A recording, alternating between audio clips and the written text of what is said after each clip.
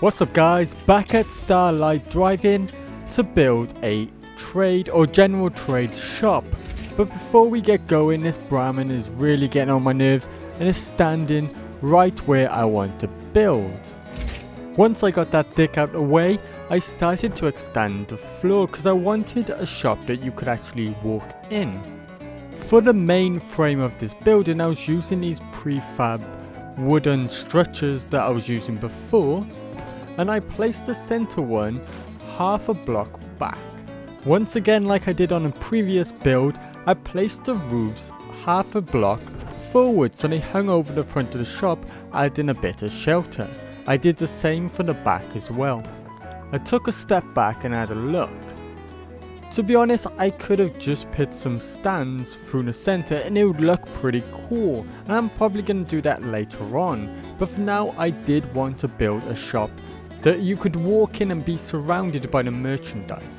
So, looking through the amazing selection of vendors, I began by placing the center one, which was the main one, and then I picked two more which had slightly less merchandise on to go on the left and right side.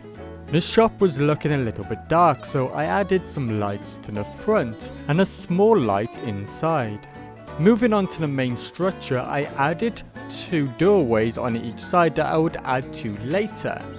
One of the stores were glitching through, but don't worry, simply by using some boxes I could easily cover it up, and it looks pretty natural. I continued to add clutter outside before adding a chain link fence and railings to the doorway so Mr. Shopkeeper Man can look outside and keep an eye on his merchandise. I walled off the one side. I wanted to use different types of wood, but they were very contrasting, so I used the half shack walls and glitched them through a little bit to make the walls blend more and look more realistic. I continued to wall off the shop, adding a doorway on the right side of the rear. I repeated the same process with the other doorway, adding slightly different railings to mix it up. I added railings and half walls to seal any gaps inside. They created a perfect little gap that a fridge perfectly fitted in. I weren't too into the ground, so I added a wooden floor inside the shop that really pulled it all together. I fenced off the outside that really took the piss to line up, and then I noticed I put the gate on the wrong way around.